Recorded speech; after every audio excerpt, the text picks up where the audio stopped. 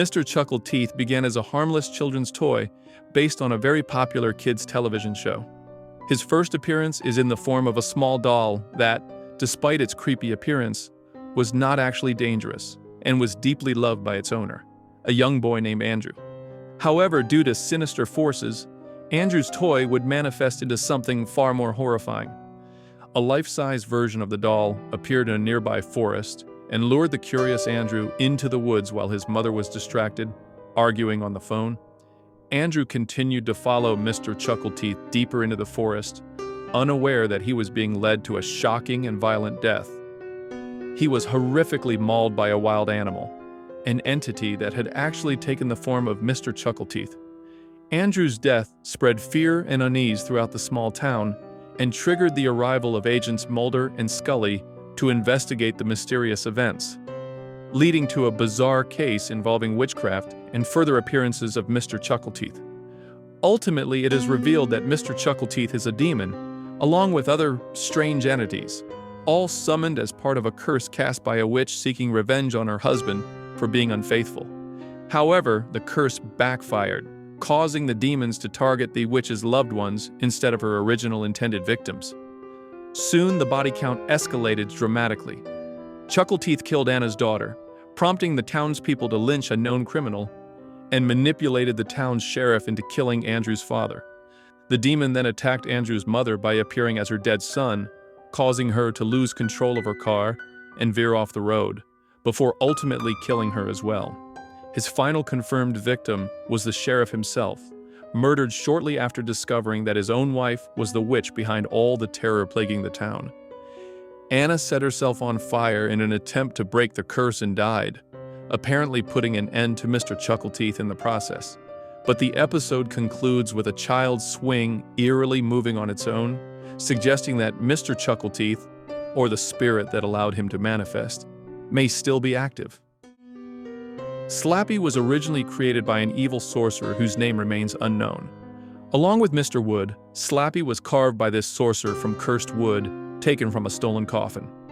After Mr. Wood was destroyed at the end of Night of the Living Dummy, this caused Slappy to become twice as evil. Slappy takes the form of a ventriloquist dummy, but he is brought to life, threatening everyone around him and becoming a greater menace as the series progresses. The only way to animate him is by reciting the incantation written on a card hidden in his pocket. Almost every new owner reads the spell, causing strange electrical disturbances to occur for a few seconds. Slappy remains silent at first, as the new owner begins to notice odd things happening around the house. Furniture moves on its own, objects disappear and reappear.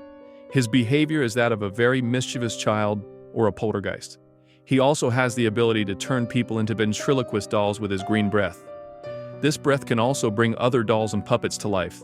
In the television show, Slappy is portrayed as being more evil than in the books.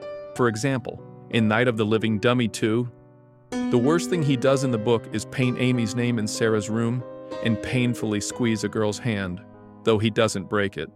In the TV episode, however, he tries to hit Amy's father with a guitar.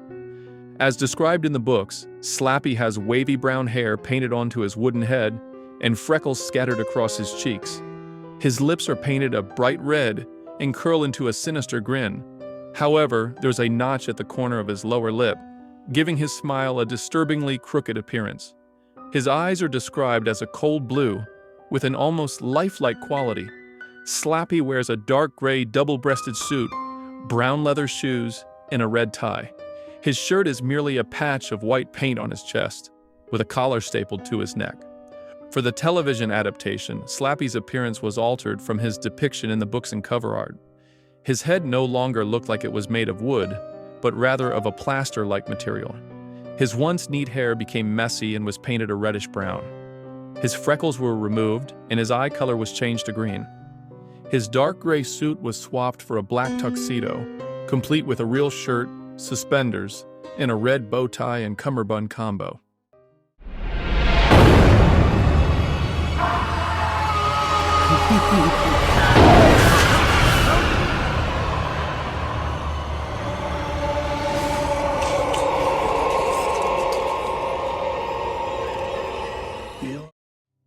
Ventriloquism is the art of disguising or projecting a person's voice in such a way that it appears to come from another location. Typically, this manipulated voice is projected through a puppet or doll. Those who practice this art are known as ventriloquists. Ventriloquism has long been used as a form of entertainment, where the ventriloquist interacts with their puppet, engaging in cheerful conversations for the enjoyment of an audience. In the 6th century, people believed that stomach sounds were actually the voices of the dead residing in the ventriloquist's belly. One notable ventriloquist was Mary Shaw, who was murdered in 1941, but whose spirit continued to influence the world of the living through her dolls. In death, Mary Shaw had her body cosmetically altered to resemble a ventriloquist dummy and stored her soul within all of her dolls, so that she would always return and never truly die. To conceal her undead nature, she hid behind an alter ego known simply as Ella. Mary Shaw was born in 1869. As a child, she had no friends, only her dolls. As an adult, she became a highly authoritative and successful ventriloquist. Unmarried and without family, Mary amassed a vast collection of ventriloquist dolls, over 101 in total, each with its own unique name and personality. She loved them so deeply that she considered them her children. One of her favorites was named Billy. In the late 1930s and early 1940s, Mary performed her vaudeville act at the prestigious Guignol Theater in Ravens Fair. She performed almost every night and lived in her dressing room at the theater. During one particular show in 1941, a young boy in the audience named Michael Ashen rudely remarked that he could see Mary's lips moving during her act. Mary attempted to mask her embarrassment and expressed her frustration through Billy. As Billy, she insisted that the puppet and she were two separate people. During the exchange, their voices even began to overlap. She ended the show by casting a cold stare at Michael Ashen and saying, "Now who's the dummy?" But behind closed doors, Mary could not forgive the boy's disbelief. Her anger boiled over, leading her to kidnap Michael and hide him away. When the boy's disappearance sparked concern across the town, the locals immediately suspected Mary Shaw. Members of the Ashen family, along with other townspeople, stormed her dressing room at the Guignol Theater. They murdered her by forcing her to scream, then violently ripped out her tongue, silencing the ventriloquist voice forever, or so it seemed. Her body was taken to Walker's funeral home for burial preparations. According to her will, Mary requested that her remains be cosmetically altered to resemble a puppet. The funeral director, Richard Walker, honored Mary's wishes. Furthermore, her will instructed that all 101 of her dolls be buried alongside her in individual coffins. This request was granted, and Mary and her dolls were laid to rest in a secluded corner of Ravens Fair Cemetery. However, Mary Shaw's story did not end with her death. Her spirit rose from the grave, seeking revenge on the families of Ravens Fair. Working through her dolls, she terrorized the townspeople, murdering countless victims. For decades, Mary continued to silence the townsfolk by killing anyone who screamed upon seeing her. Victims were found with sunken, ashen faces, tongues violently torn from their throats. Mary soon became the stuff of local legend. People in Ravens Fair feared even uttering her name. A chilling lullaby spread among the children, warning them of the angry ghost's wrath. Beware the stare of Mary Shaw. She had no children, only dolls. And if you see her in your dreams, be sure you never, ever scream. Mary Shaw had secretly created the perfect doll, a life-size puppet resembling a real human woman named Ella Ashen. Through her, Mary was able to exact revenge on the remaining members of the Ashen family, namely Ella's husband Edward Ashen, their son Jamie, and Jamie's wife Lisa. Using her knowledge of doll making, Mary murdered Edward Ashen and transformed him into a human puppet.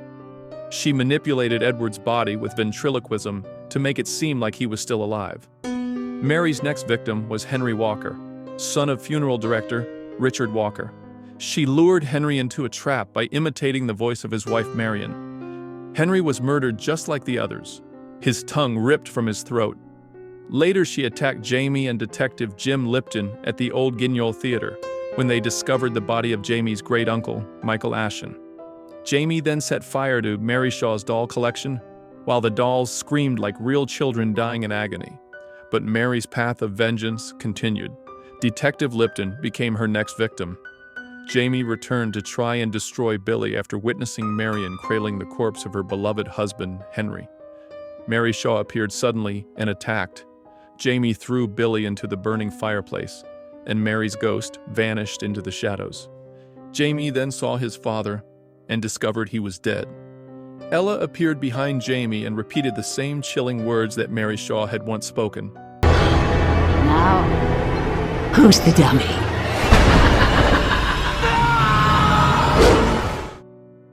Hey, don't go just yet. If you enjoyed this video, I've got another one I think you'll love. Check it out.